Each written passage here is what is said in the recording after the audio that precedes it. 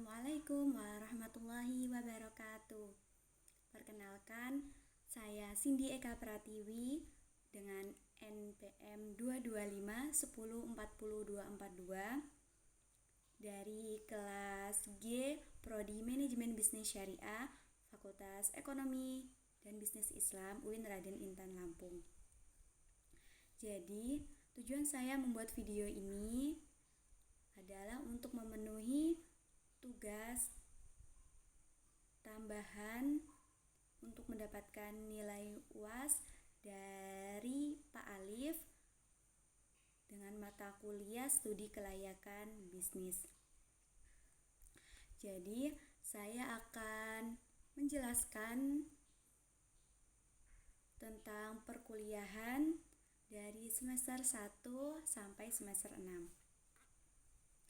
Jadi, yang pertama yakni sejak dimulai dari semester 1. Tentunya semester 1 itu semester yang berat bagi kita, apalagi maba ya, mahasiswa baru.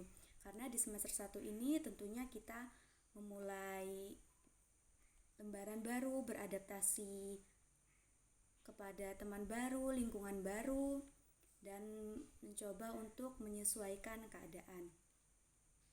Ditambah lagi dulu ketika semester 1 saya tinggal di asrama atau Ma'had Al-Jami'ah, asrama yang disediakan UIN. Jadi tempatnya di dalam lingkup kampus di dalam UIN. Jadi saya di asrama itu sekitar 2 semester, jadi 1 tahun. Nah, jadi semester 1. Nah, jadi menurut saya cukup berat karena ketika saya tinggal di asrama tentunya kewajiban saya pribadi bukan hanya tentang kewajiban mengikuti perkuliahan menuntut ilmu di kampus, tapi juga kewajiban mengikuti kegiatan atau menuntut ilmu di ma'had sendiri. Nah, dari situ ketambahan saya di kelas belum punya teman, jadi saya di kelas sendirian yang dari ma'had. Sedangkan teman kamar saya dan teman yang saya kenal di ma'had itu mereka kebanyakan ada teman sekelas gitu yang dari ma'had, jadi mereka otomatis kan punya kenalan untuk mereka sharing-sharing gitu. Nah, sedangkan saya sendirian gitu, jadinya saya di kelas tidak ada teman yang dari ma'had, jadi tentunya itu juga berat bagi saya. Nah, dari situ saya jadi merasa harus mandiri. Nah, kemudian tidak lama kemudian saya mengenal satu teman, yakni namanya Lulu. Nah, dari situ saya sering share mengenai materi atau tanya-tanya ataupun melakukan chat gitu dengan Lulu tersebut. Jadi semester 1 saya baru mengenal Lulu. Nah, ini dia ada fotonya ya. Yang ini ya. Nah, setelah itu kenapa menurut saya semester 1 ini berat? Ya karena itu tadi, kewajiban kita dibagi. Kita harus menaati peraturan yang ada di ma'had, tetapi kita juga harus tetap menjalani kegiatan kita yang ada di kampus. Nah, seperti contoh di ma'had itu kan ada sistem menaati peraturan gitu, seperti juga mengaji gitu. Nah, di ma'had itu kami diajarkan disiplin. Nah, kita itu bangun setiap hari Senin dan Kamis itu untuk sahur, puasa Senin Kamis, kemudian tahajud. Nah, subuh itu kami sudah bangun. Kami dianjurkan untuk sholat subuh berjamaah. Nah, setelah sholat subuh itu kemudian kita mengaji halaqah. Entah itu mata pelajaran PPI, tahsinul Quran, bahasa Arab, bahasa Inggris, bahkan murojaah. Nah, kemudian setelah itu sampai jam 6:30. Nah, ketika sudah 6:30, maka diperbolehkan kita untuk bubar atau meninggalkan halaqah tersebut. Nah, dari situ kita prepare untuk berangkat kuliah gitu dari 6:30 tersebut, entah itu kita ada kelas jam 7 ataupun jam-jam yang lain gitu. Kemudian setelah itu dari 6:30 pagi itu sampai ketemu lagi jam 6 sore mendekati maghrib. Nah, jam 6 sore ini mendekati maghrib, kita sudah diharuskan untuk mengumpul HP. Kenapa dianjurkan mengumpul HP? Karena tentunya untuk membuat kita lebih fokus dalam belajar di Mahat. Nah, setelah HP dikumpul, kemudian nanti HP-nya diserahkan keesokan paginya di jam 6:30 itu habis halaqah subuh itu 6:30 baru diserahkan HP-nya gitu. Kemudian setelah itu kita juga dituntut wajib sholat maghrib. Setelah sholat maghrib kita halaqah lagi. Nah, halaqahnya itu sama juga, entah itu pelajaran PPI, tahsinul Quran, atau bahasa Inggris, bahasa Arab, atau murojaah. Bahkan ada tahlilan, yasinan, al-barjanji, dan lain sebagainya. Kemudian setelah itu, loh kok HP-nya dikumpul, nanti kalau ngerjain tugas atau ada Zoom atau itu gimana gitu. Nah, jadi walaupun HP-nya dikumpul, kita tetap bisa meminjam. Kapan kita diperbolehkan meminjam? Nah, jadi kita diperbolehkan minjam itu nanti setelah kita ngaji kitab jam 10 malam. Nah, jadi selesai kita mengaji habis maghrib, kemudian setelah itu tibalah azan isya, kita sholat isya. Setelah sholat isya, habis itu kita baru mengaji. Nah, habis mengaji itu kita ada berbagai macam kitab juga yang akan kita belajarin, dan dengan guru yang berbeda juga gitu. Nah, kapan kita selesai ngaji kitabnya? Nah, itu nggak mesti, kadang jam 10, kadang jam 11 gitu. Nah, habis itu baru selesai ngaji kitab itu kita boleh diperbolehkan untuk meminjam HP jika kita akan mengerjakan tugas gitu. Nah, itu pun kita meminjam HP, kita tidak boleh mainan di kamar, kita menggunakan HP itu di aula ataupun di musola, di tengah-tengah gedung itu, ke tengah-tengah asrama gitu. Nah, jika ada kegiatan-kegiatan atau event seperti muhadharah kubro, muhadharah sugro, kita habis ngaji kitab jam 10 atau jam 11 itu kita ada latihan, seperti kita entah itu pertunjukan pentas seni tari ataupun pidato, 3 bahasa, ataupun nanti ada tarian atau lain sebagainya itu. Nah, kemudian setelah itu nanti HP yang kita pinjam itu kita balikan jam 12 malam. Nah, jadi setelah jam 12 malam itu kita serahkan, karena udah waktunya kita tidur untuk melakukan kegiatan di besok harinya. Nah, kembali lagi pertanyaan, kalau ada Zoom jam-jam maghrib, isya itu gimana kalau HP-nya dikumpul? Nah, jadi kita harus antisipasi, seperti harus ada informasi terlebih dahulu gitu. Jadi kalau kita udah dapat informasi, nah informasi tersebut akan menjadi bukti untuk kita serahkan kepada pengurus. Seumpamanya habis maghrib ada Zoom, ya udah kita serahkan bukti kalau kita ada Zoom itu ke pengurus. Uti, saya izin gak bisa mengikuti kegiatan karena saya ada Zoom. Beneran Zoom? Nah, tanya si Utinya itu, pengurusnya, bener Zoom. Nah, ini saya ada buktinya gini. Kita tunjukkan kalau kita emang bener-bener ada Zoom di jam segitu. Bahkan, jadi kita diperbolehkan untuk mengambil HP, bahkan tidak mengikuti kegiatan, asalkan kita benar-benar ada kegiatan kepentingan dari kampus begitu. Nah, sebenarnya tergantung kita membagi waktu gitu. Nah, jadi menurut saya semester 1 juga agak berat bagi saya, karena di sisi lain kita harus melakukan adaptasi terhadap lingkungan baru, ditambah lagi kita belum ada teman ataupun kenalan di kampus gitu, yang kemudian agak mempersulit gitu. Kemudian semester 2 juga sama, saya tetap di Mahat gitu. Nah, untungnya menurut saya semester 1 dan semester 2 ini mata kuliahnya masih standar, masih kita belajarnya masih belum menjerumus ke jurusan kita. Jadi kita masih belajar dasarnya gitu. Jadi masih bisa ditoleransi belajarannya gitu. Nah, kenapa saya tadi menceritakan kehidupan saya di Ma'had di awal semester 1? Ya, balik lagi. Karena ternyata kita bukan hanya dituntut untuk menjalankan kewajiban kita sebagai mahasiswa di kampus, tapi kita juga dituntut untuk menjalankan kewajiban kita sebagai mahasantri di Ma'had karena kita sudah bertekad untuk tinggal di sana gitu.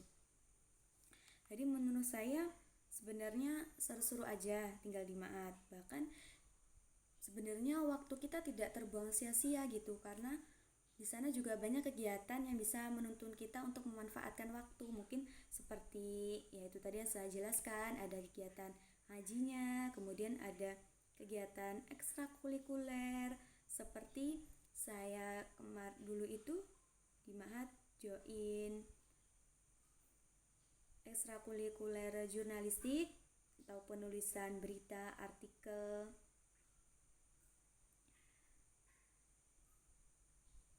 Saya ada fotonya kayaknya. Kemudian ada pentas Muhadharah Kubro, Muhadharah Sugro seperti ini. Kemudian ya seperti tampil-tampil gitu. Nah, seperti ini saya tampil nari. Banyak sebenarnya kegiatan-kegiatan positif yang ada di Ma'had. Bahkan di semester 2-nya saya juga melakukan wisuda. Nah, ini wisuda di GSG UIN.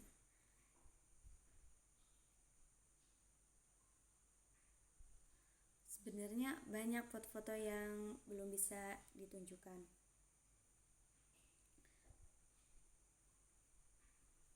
Nah, jadi menurut saya semester 1, semester 2 perkuliahan di UIN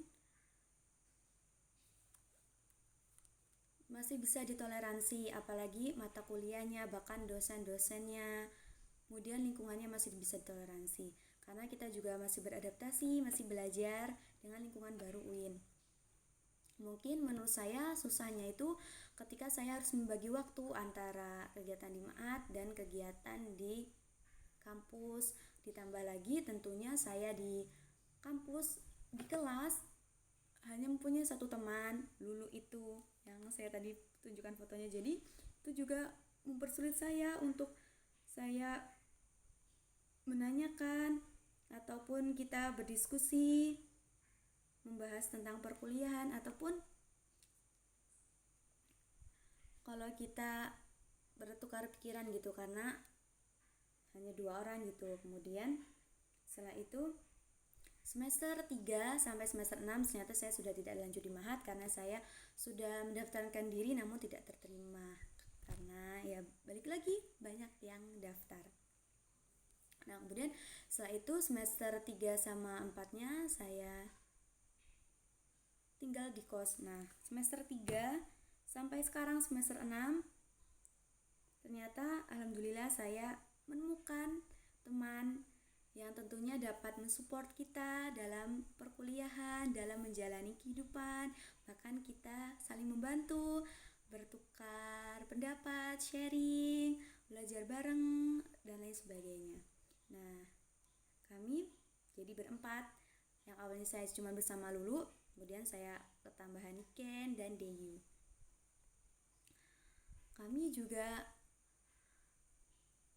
sempat main bareng, kemudian kumpul bareng sambil berbincang-bincang mengenai kegiatan perkuliahan. Bahkan kami juga saling share jika ada mungkin kegiatan di luar kampus ataupun seminar. juga saling bantu kalau ada tugas ataupun ada kesulitan satu sama lain. Karena tentunya teman dalam perkuliahan itu sangat penting sebagai support system, kemudian agar kita bisa sharing-sharing, menjaga kestabilan mental tentunya. Jadi bukan hanya keluarga, orang tua, namun juga teman juga berperan penting dalam perkuliahan. Jadi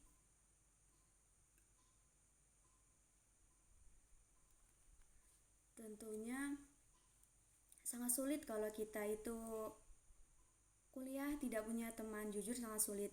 Karena yaitu tadi, tentunya perkuliahan itu sangat berat, dimana kita juga harus dituntut untuk berpikir kritis, namun juga kita harus dituntut juga untuk saling berdiskusi, bertukar pikiran, kemudian saling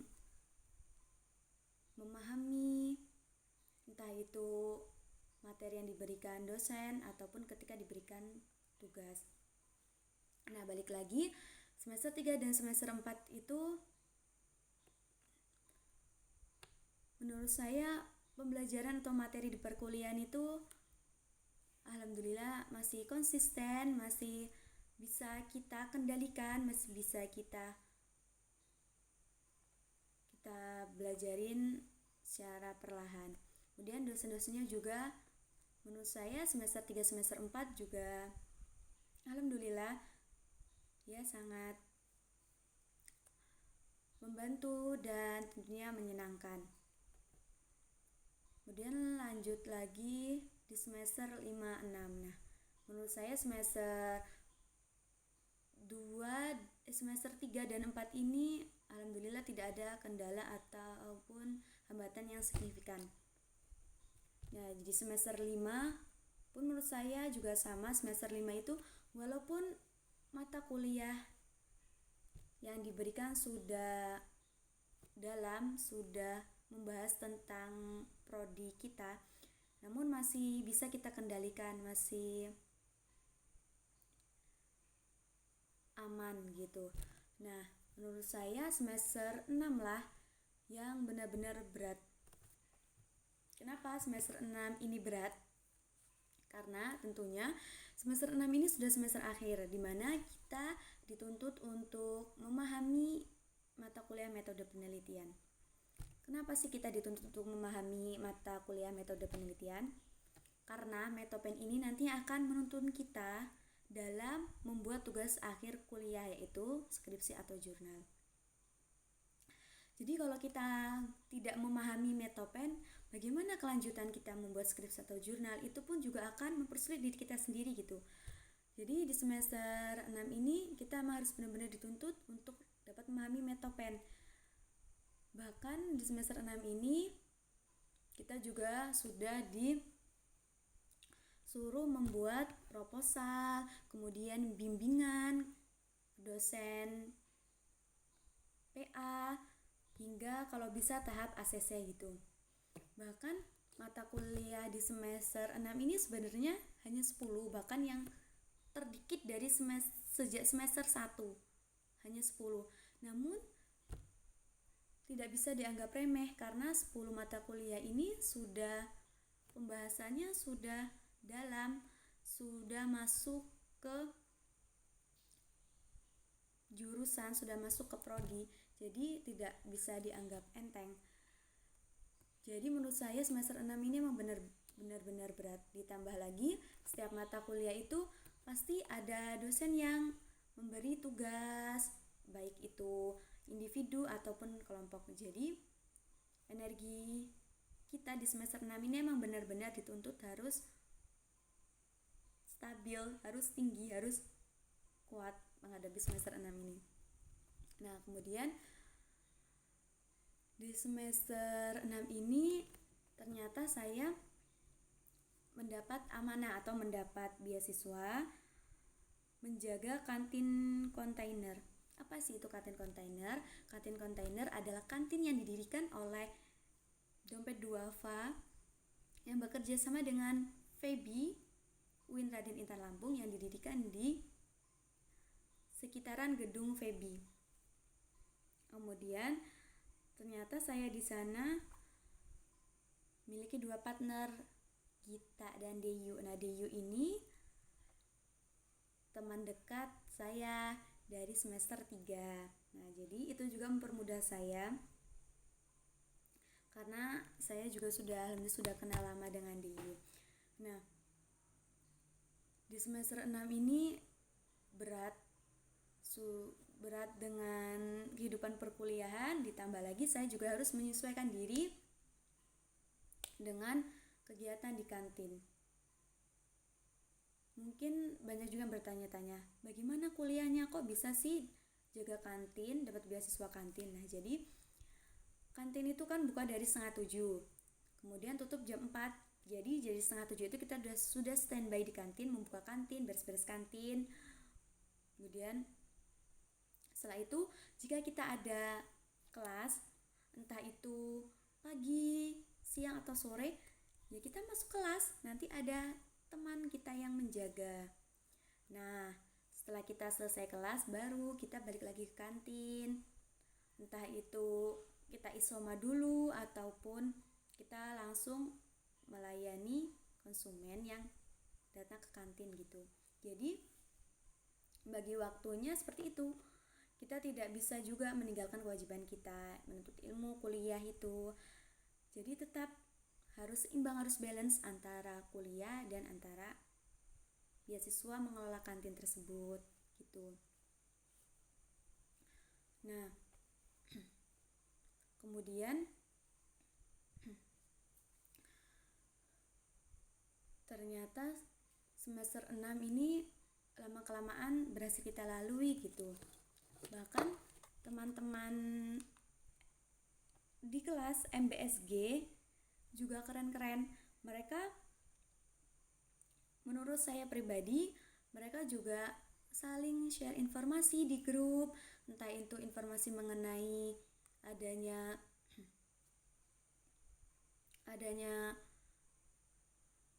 informasi baru tentang ini nih ada nih informasi gini mata kuliahnya gini, dosennya ngasih tugasnya gini, ataupun sharing juga di grup, entah berbau lucu-lucu ataupun informasi-informasi yang penting gitu. Jadi menurut saya mereka juga keren-keren. Nah, ini dia, kami sempat foto bareng. Bentar ya, nah ini dia. Jadi kita MBSG keren, bisa melewati 6 semester. Bahkan menurut saya semester yang berat ini hampir ngalahin semester 1. Semester kita harus beradaptasi gitu. Karena semester 6 ini benar-benar banyak waktu yang harus kita luangkan, mulai dari adanya tugas ataupun adanya kita kelas tambahan. Jadi energi kita benar-benar terkuras di semester 6 ini. Tapi menurut saya kita semua MBSG keren. Karena alhamdulillah semester 6 juga sudah mau terlewati. Walaupun dengan berbagai hiruk pikuknya, tapi ya alhamdulillah kita bisa melewati. Kemudian nanti akan disambut oleh semester-semester yang tidak bisa terbayangkan. Mungkin itu aja yang bisa saya sampaikan. Kalaupun mungkin agak bulet atau agak gak jelas, Ya mohon dimaklumi karena ya namanya juga kan kita masih sama-sama belajar gitu. Mungkin kesan dan pesannya ya yang kita lalui pasti akan ada ujungnya. Pasti akan ada akhirnya. Seberat apapun itu mungkin dari pertama ataupun di tengah ataupun di akhir itu pasti akan ada akhirnya. Jadi yakin kita bisa ngelewatin itu, oke? Untuk teman-teman terdekat ataupun teman-teman MBSG, kalian semua keren. Terima kasih semuanya untuk 6 semester ini. Bahkan dulu juga kita semester berapa itu ya? Semester 3 atau 4 kita juga sempet kok kita main-main bareng gitu, bareng teman MBSG ke pantai, kita main-main, sharing-sharing, lomba-lomba gitu. Jadi mungkin itu juga bisa dijadikan momen kita di semester-semester yang lalu gitu.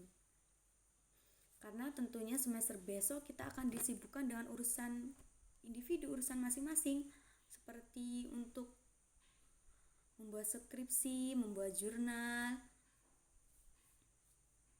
Baik, sekian.